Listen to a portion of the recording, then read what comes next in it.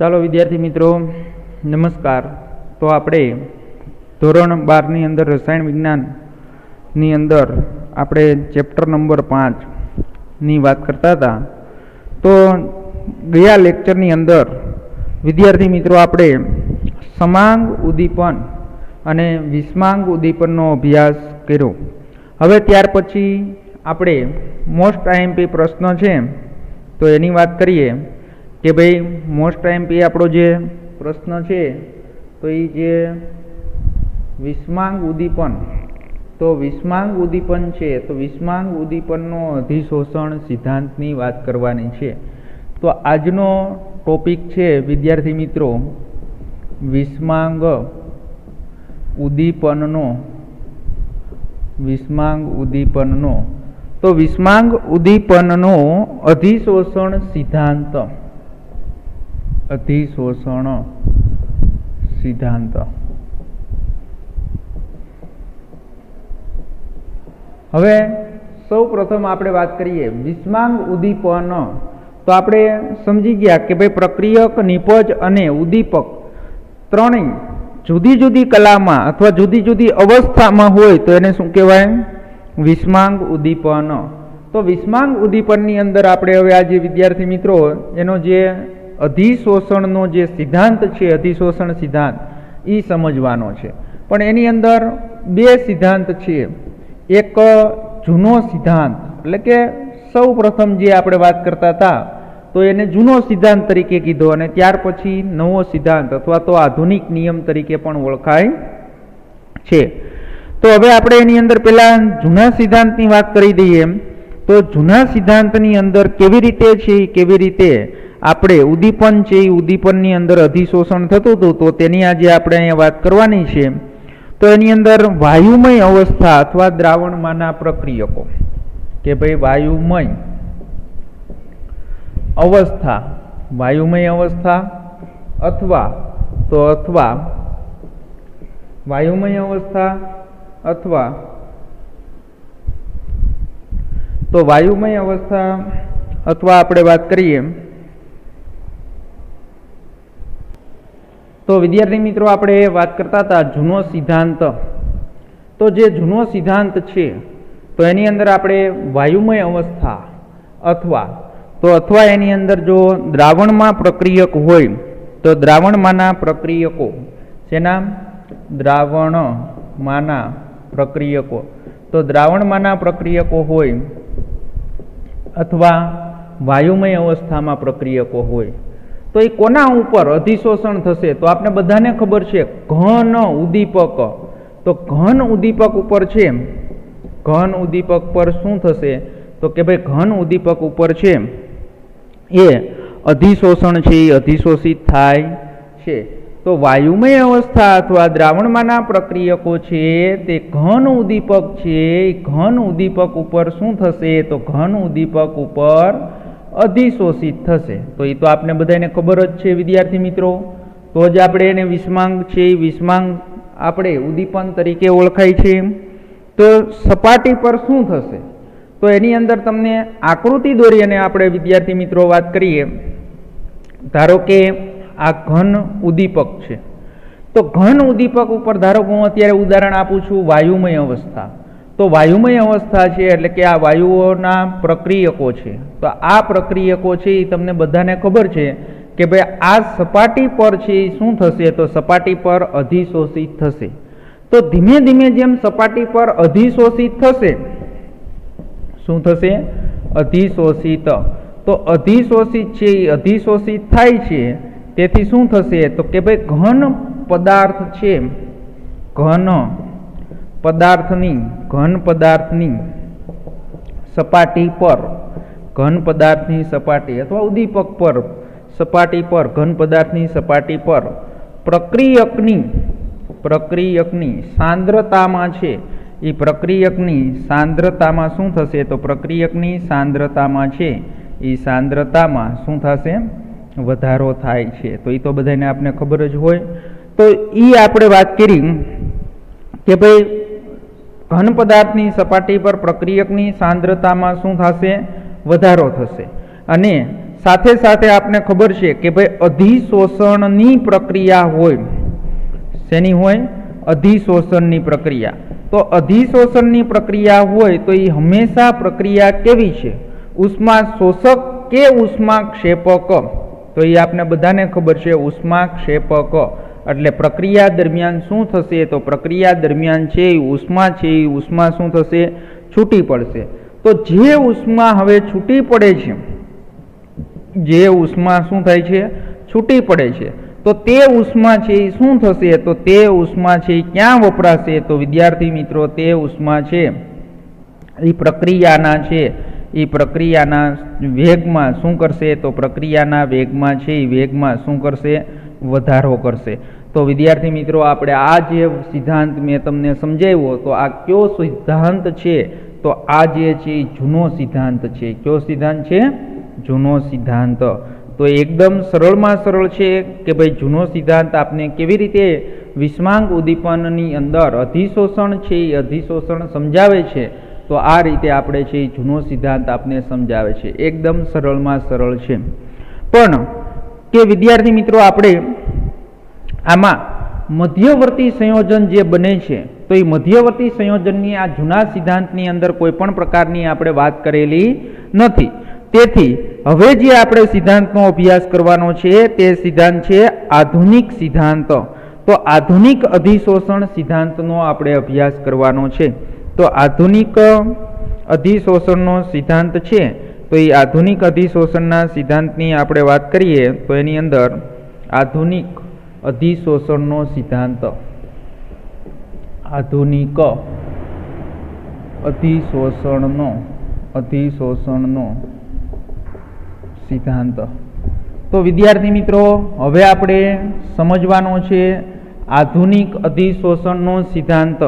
તો આધુનિક અધિશોષણનો જે સિદ્ધાંત છે, તો એ સિદ્ધાંત આપને શું સમજાવે છે? તો એની અંદર મધ્યવર્તી સંયોજનનું જે નિર્માણ થાય છે, શું સમજાવે છે? મધ્યવર્તી સંયોજન છે એ સંયોજનનું નિર્માણ કેવી રીતે થાય છે, અને જૂના અધિશોષણના સિદ્ધાંતનું આ શું છે? સંયોગીકરણ છે। એટલે કે આપણે ઉદ્દીપિત સક્રિયતા ઉદ્દીપકની સપાટી પર સ્થાનીકૃત થશે, અને આ જે ક્રિયાવિધિ છે, તો આધુનિક અધિશોષણની જે સિદ્ધાંત છે એ સિદ્ધાંતની આપણે ક્રિયાવિધિની વાત કરવી હોય તો એ ક્રિયાવિધિના કેટલા તબક્કાઓ છે? તો એ ક્રિયાવિધિના આપણે 5 તબક્કાઓ છે, એ 5 તબક્કાઓ સમજવાના છે। તો એની અંદર આપણે 5 તબક્કાઓ સમજી જઈએ। તો એની અંદર બધાને ખબર જ છે કે એની અંદર 3 જે તબક્કાઓ છે એ તો જૂના અધિશોષણ સિદ્ધાંત પ્રમાણે જ છે, પણ મધ્યવર્તી સંયોજનનું નિર્માણ કેવી રીતે થશે એ પણ આ સિદ્ધાંતની અંદર સમજાવેલું છે। તો વિદ્યાર્થી મિત્રો 5 તબક્કામાંથી પહેલો તબક્કો છે કે ભાઈ પ્રક્રિયકોનું, તો પહેલો તબક્કો છે પ્રક્રિયકોનું ઉદ્દીપકની સપાટી તરફ પ્રસરણ, ઉદ્દીપકની સપાટી તરફ પ્રસરણ। તો એ તો બધાને ખબર જ હોય કે ભાઈ જે આપણો પ્રક્રિયકો છે, તો એ પ્રક્રિયકો કોના તરફ? તો પ્રક્રિયકો છે એ ઉદ્દીપકની સપાટી તરફ શું કરશે? પ્રસરણ છે એ પ્રસરણ પામશે, તો જ છે એ શું થાય કે ભાઈ અધિશોષણ છે એ અધિશોષણ થાય છે। હાલો સમજણ પડી ગઈ પહેલો તબક્કો। બીજો તબક્કો છે કે ભાઈ ઉદ્દીપકની સપાટી પર પ્રક્રિયકના અણુઓનું છે, પ્રક્રિયક અણુઓનું શું થશે? અધિશોષણ। તો એ તો આપને ખબર જ હોય કે ભાઈ પ્રસરણ પામે, વાયુમય હોય અથવા દ્રાવણ હોય, તો એ ઘન ઉદ્દીપક તરફ છે એ શું થશે? પ્રસરણ છે એ પ્રસરણ પામશે, અને પ્રસરણ પામ્યા પછી શું થાય? તો કે ભાઈ પ્રક્રિયકોનું છે એ પ્રક્રિયકોનું શું થશે? તો કે ભાઈ પ્રક્રિયકોનું છે એ ઘન ઉદ્દીપક ઉપર શું થાય? અધિશોષણ। તો બીજો તબક્કો છે કે ઉદ્દીપકની સપાટી પર બીજો તબક્કો છે ઉદ્દીપકની સપાટી પર પ્રક્રિયકનું શું થશે? તો કે ભાઈ પ્રક્રિયકનું છે એ પ્રક્રિયકનું અધિશોષણ થશે। તો વિદ્યાર્થી મિત્રો બીજા તબક્કાની અંદર આપણે વાત કરી કે ભાઈ ઉદ્દીપકની સપાટી પર પ્રક્રિયક છે પ્રક્રિયક અણુઓનું છે એ શું થશે? તો પ્રક્રિયક અણુઓનું અધિશોષણ થશે. હાલો, તો હવે અધિશોષણ થઈ ગયું, ત્યાર પછી શું થશે? તો એની અંદર તમને બધાને ખબર છે કે ભાઈ પ્રક્રિયકના અણુઓ છે એ ઉદ્દીપક સાથે જોડાય એટલે શું બનશે? મધ્યવર્તી સંયોજનોનું નિર્માણ થશે.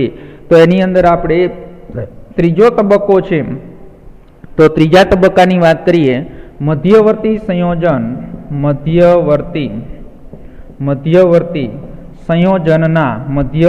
સંયોજનના છે એ સંયોજનના નિર્માણ દ્વારા મધ્યવર્તી સંયોજનના નિર્માણ દ્વારા ઉદ્દીપકની સપાટી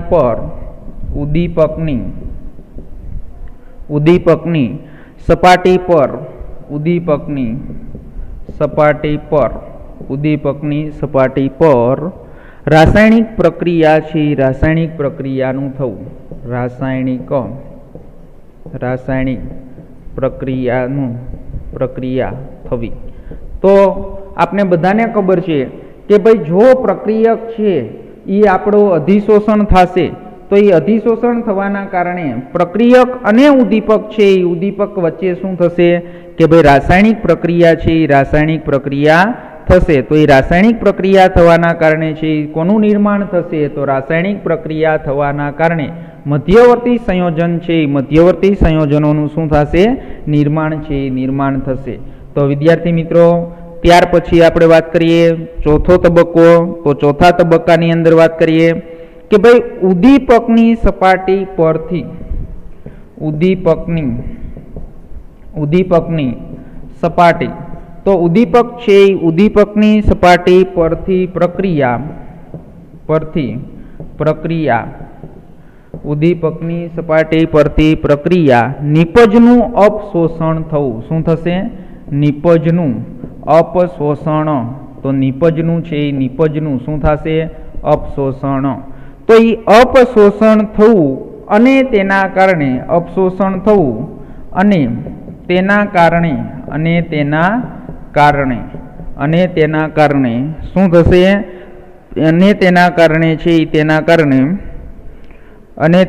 અપશોષણ થવું અને તેના કારણે ફરીથી સપાટી પ્રાપ્ય થવી. અને તેના કારણે ફરીથી સપાટી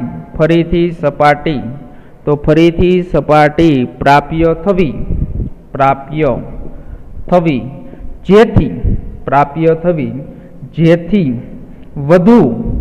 જેથી વધુ છે વધુ પ્રક્રિયા થઈ શકે. તો બધાને વિદ્યાર્થી મિત્રો આપને ખબર જ હોય છે કે ભાઈ ઉદ્દીપકની સપાટી પરથી પ્રક્રિયા છે પ્રક્રિયા નિપજનું અપશોષણ. શું શબ્દ આવ્યો? અપશોષણ. તો બધાને ખબર છે અપશોષણ એટલે શું થાય કે ભાઈ નિપજ છે એ શું થશે? તો આ ઘન પદાર્થ ઉપર છે નિપજ જે બને ઉદ્દીપક ઉપર, તો અહીંથી જે સપાટી છે નિપજના અણુઓ સપાટી છે એ સપાટી છે છોડી અને દૂર જતા રહે. જો દૂર જશે તો જ આ જે ઉદ્દીપકની સપાટી છે એ ફરીથી નવા જે પ્રક્રિયકો છે તો એ નવા પ્રક્રિયકના અણુઓ માટે છે એ શું થાય? પ્રાપ્ય થવી. તો આ વિદ્યાર્થી મિત્રો આ જે છે એ શું છે? ચોથો તબક્કો. હવે આપણે પાંચમો જે તબક્કો છે તો પાંચમા તબક્કાની આપણે વાત કરીએ. તો પાંચમો તબક્કો શું છે? તો એની અંદર આજે આપણે હમણાં તમને સમજાવ્યું એવી જ રીતે સમજાવ્યું છે તમને કે ભાઈ પ્રક્રિયા નિપજનું ઉદ્દીપકની સપાટીથી દૂર પ્રસરણ થવું. શું થશે? પ્રક્રિયા. તો એની અંદર પ્રક્રિયા નિપજનું ઉદ્દીપક છે તો એ ઉદ્દીપકની સપાટીથી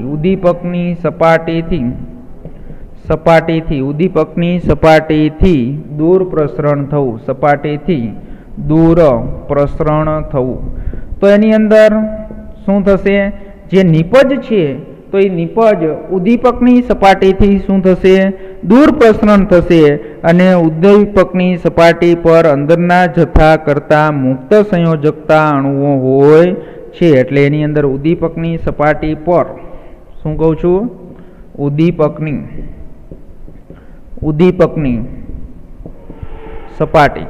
તો तो उद्दीपकनी सपाटी पर अंदरना जथा, उद्दीपकनी सपाटी पर अंदरना जथा, अंदरना छे अंदरना जथा करता, अंदरना जथा करता मुक्त संयोजकता, शुं कहूं छुं, मुक्त छे मुक्त संयोजकता अणुओ होय छे, मुक्त संयोजकता छे, संयोजकता अणुओ, मुक्त संयोजकता अणुओ होय छे।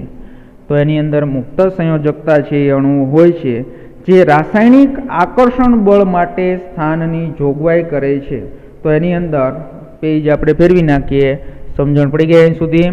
हालो हवे नेक्स्ट पेजनी अंदर लखुं छुं, एनो ज तबक्को छे विद्यार्थी मित्रों। तो एनी अंदर जे रासायणिक प्रक्रिया छे, जे रासायणिक प्रक्रिया, जे रासायणिक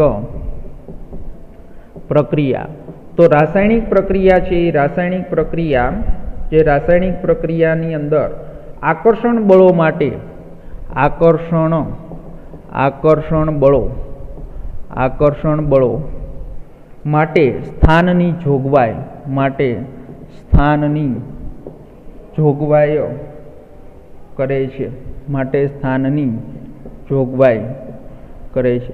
तो विद्यार्थी मित्रों एनी अंदर जे निपजना अणुओ छे ए उद्दीपकनी सपाटीथी दूर प्रसरण पामशे, एटले उद्दीपक छे ए उद्दीपकनी जे उपरनी जे सपाटी छे ए सपाटी माटे नवा प्रक्रियकना अणुओ छे एने शुं करशे, आकर्षे छे अने अहींया जग्या छे ए शुं थाय, खाली। अने आवी सपाटीना संपर्कमां ज्यारे वायु आवे छे त्यारे शुं करशे, तो त्यारे निर्बल रासायणिक संयोगीकरणना कारणे एक साथे त्यां गोठवाशे अने जो जुदा जुदा अणुओ छे ए बाजू बाजूमां अधिशोषित थयेला होय तो तेओ एकबीजा साथे शुं करे छे, प्रक्रिया करे छे अने जेने परिणामे नवा अणुओनुं शुं थाय छे, निर्माण। अने आम रचायेला अणुओ सपाटी परथी बाष्पीभवन पामे छे अने जेथी ताजा प्रक्रियक अणुओनी छे ए शुं करे छे, सपाटी पूरी पाड़े छे। तो ये तमने आखुं लखतो नथी, अहींया हूँ तमने आकृति दोरी अने आखो पेरेग्राफ छे ए पेरेग्राफ तमने समजावी दઉં છું। हवे जो विद्यार्थी मित्रों के अहींया जे आपणे अधिशोषण पामेला जे अणुओ छे ए अणुओ शुं थशे, तो ए बधाने खबर छे अपशोषण छे। ए अपशोषणना कारणे छे ए शुं थशे, दूर जे उद्दीपक छे एनाथी दूर जशे, दूर जशे एटले वળી पाછી अहींया सपाटी छे ए शुं थाय, तो वળી आ सपाटी पाછી छे ए नवा जे वायुमय अथवा तो नवा प्रक्रियको माटे प्राप्य थई। एटले आ जे हवे अहींया कोण होय, तो अहींया प्रक्रियको जे छे तो ए प्रक्रियको फरीने पाछा शुं थशे, आ सपाटी उपर अधिशोषित थशे। एटले ए अधिशोषित थशे एटले आ प्रक्रियक अने उद्दीपक वच्चे छे ए शुं थशे, तो प्रक्रियक अने उद्दीपक वच्चे छे ए शुं थशे, रासायणिक बंध बनशे। शुं बनशे, रासायणिक बंध।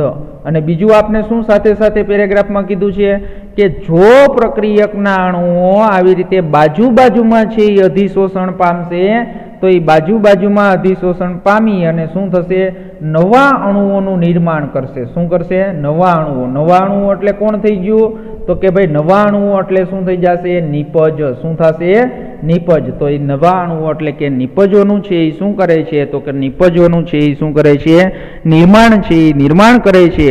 अने आम जे आ नवा अणुओनुं जे निपजोनुं निर्माण थयुं ते फरीथी छे ए शुं करशे, तो ते फरीथी छे फरीथी बाष्पीभवन पामशे। शुं पामशे, तो फरीथी छे फरीथी बाष्पीभवन छे एनुं बाष्पीभवन थशे अने बाष्पीभवन थवाना कारणे शुं थशे, तो ते अणुओ वળી पाछा छे निपजना अणुओ पाछा छे फरीथी सपाटी उपरथी अपशोषण थशे। એટલે વળી પાછા નવા છે ત્યાં શું આવશે, પ્રક્રિયકના અણુઓ છે પ્રક્રિયા માટે સપાટી છે ઉદ્દીપકની સપાટી ખાલી પડશે।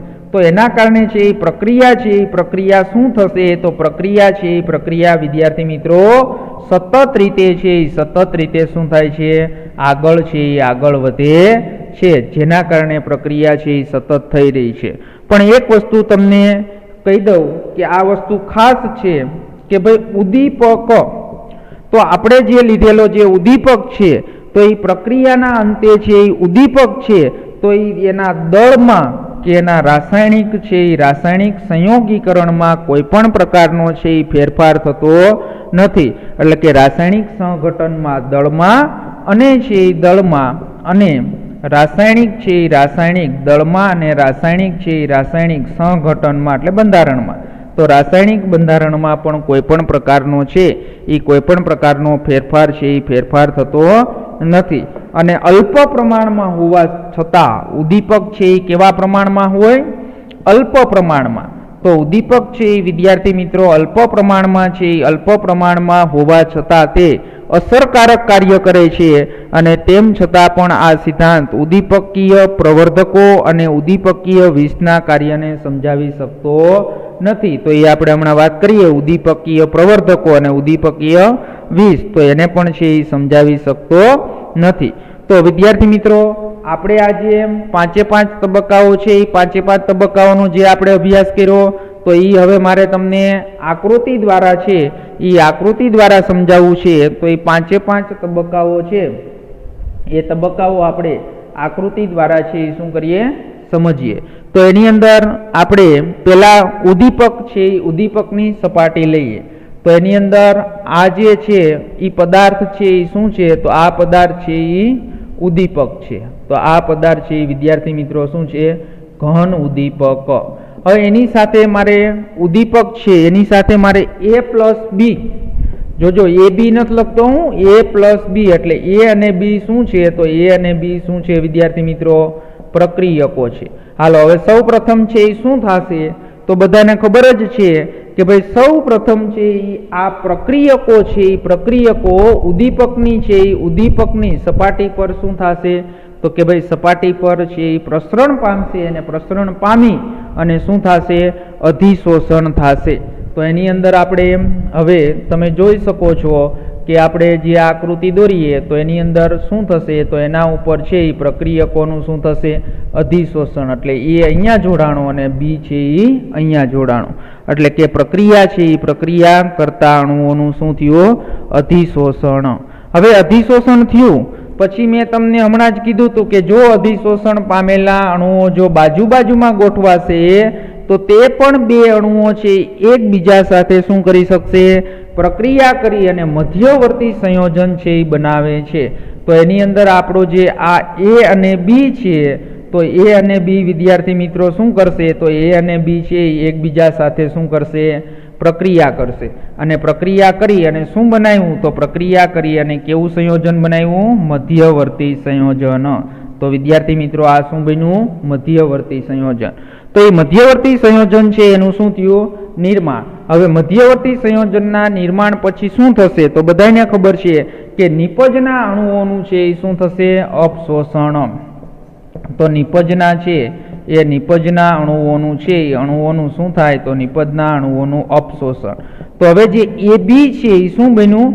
નિપજ. તો એ નિપજ છે એ ઉદ્દીપકથી શું છે? ઉદ્દીપકથી છે એ શું થશે? તો ઉદ્દીપકથી છે એ દૂર જશે. તો શું બની જશે? નિપજ. તો AB છે એ શું બન્યું? નિપજ બની. અને આપણે જે ઉદ્દીપક છે એ લીધો તો એવો જ પાછો આપને મૂળ સ્વરૂપે છે એ શું થશે? ઘન ઉદ્દીપક છે એ પાછો મળ્યો.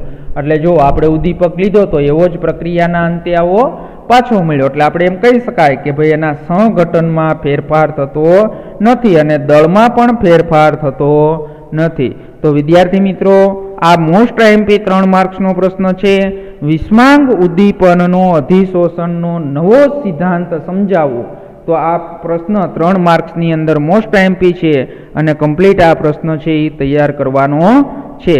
હાલો ત્યાર પછી આપણે એક વાત કરવાની છે તો એ વાત કરી દઈએ. તો એની અંદર ત્યાર પછીની વાત આપણે કરવી છે ઘન ઉદ્દીપનની અગત્યની 2 ખાસિયતો છે. તો ઘન ઉદ્દીપનની જે 2 અગત્યની ખાસિયતો છે એ આપણે સમજીએ. તો એની અંદર ઘન ઉદ્દીપનની અગત્યની ખાસિયતો. ઘન ઉદ્દીપનની અગત્યની ખાસિયતો. તો ઘન ઉદ્દીપન છે એ ઘન ઉદ્દીપનની અગત્યની ખાસિયતો. હાલ તો એની અંદર ઘન ઉદ્દીપનની જે અગત્યની ખાસિયતો છે તો એની અંદર પહેલું છે સક્રિયતા. તો પહેલી કઈ છે વિદ્યાર્થી મિત્રો?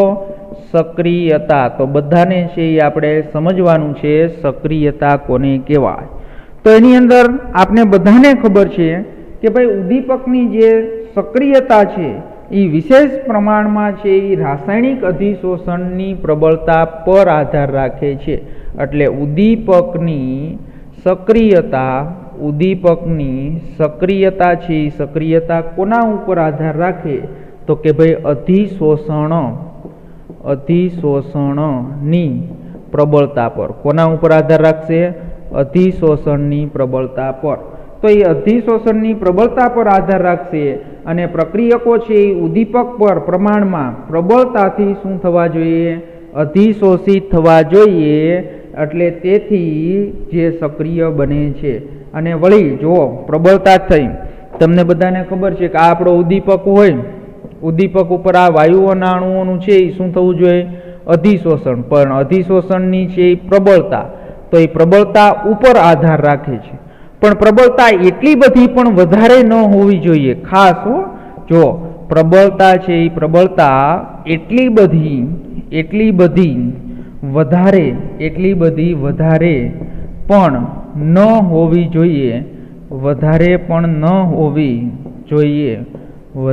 पण न होवी जोईए के बीजा प्रक्रियक छे, बीजा प्रक्रियक उद्दीपकनी सपाटी पर अधिशोषित थवा माटे जग्या पण न रहे। एटले जो विद्यार्थी मित्रों, आ जे आपणो प्रक्रियक छे उद्दीपक साथे एटलो बधो जो वधारे प्रबलताथी जोड़ाई जाय तो वળી पाछुं आनुं अपशोषण थाय नहीं। जो अपशोषण न थाय तो प्रक्रिया आगळ वधशे नहीं, कारण के पाछुं शुं थवुं जोईए के भाई अपशोषण थाय अने आनुं रूपांतरण निपजमां थाय अने वળી पाછી छे ए शुं थशे के न्या सपाटी छे ए शुं थवी जोईए? खाली पड़वी जोईए। एटले छे एनो मतलब छे गतिशीलमां रहे नहीं। एटले के जो गतिशीलमां रहे तो ज छे ए प्रक्रिया आगळ वधी शके। अने हवे बीजुं एक वात करी दઈએ के भाई उद्दीपक छे तो ए उद्दीपकनी अंदर आपणे हाइड्रोजिनेशन प्रक्रियानी बात करिए। कई प्रक्रियानी बात करिए? हाइड्रोजिनेशन। तो हाइड्रोजिनेशन प्रक्रिया तो पहला तो आपने खबर होवी जोईए ने कि हाइड्रोजिनेशन कोने कहेवाय? तो कोनी साथे के कोईपण प्रक्रियक होय एनी साथे H2 नी प्रक्रिया करवामां आवे तो एने शुं कहेवाय? हाइड्रोजिनेशन। तो हाइड्रोजिनेशन प्रक्रियामां उद्दीपकनी सक्रियता, तो उद्दीपकनी छे उद्दीपकनी सक्रियता, तो उद्दीपकनी जे सक्रियता छे तो ए उद्दीपकनी सक्रियतानी आपणे वात करीए तो एनी अंदर के भाई उद्दीपकनी सक्रियता छे समूह 5 थी तमे 11 बाजू जाओ। कई बाजू? समूह नंबर छे समूह नंबर 5 थी लई अने कई बाजू जाओ? 11 बाजू जाओ। तो 5 थी जेम तमे 11 बाजू जशो तेम तेम तेनी सक्रियता छे सक्रियता शुं थाय छे? वधे छे। अने आ जे आवृत कोष्टक छे तो ए आवृत कोष्टकनी अंदर महत्तम सक्रियता कोनी छे? तो महत्तम सक्रियता छे समूह नंबर छे ए आपणे वात करीए तो महत्तम सक्रियता छे आवृत कोष्टकना समूह नंबर छे 7 અને 9 दर्शावे छे। कोण दर्शावे छे? 7 અને 9। तो ए 7 થી 9 छे तत्वो जे छे तो ए तत्व शुं करे छे?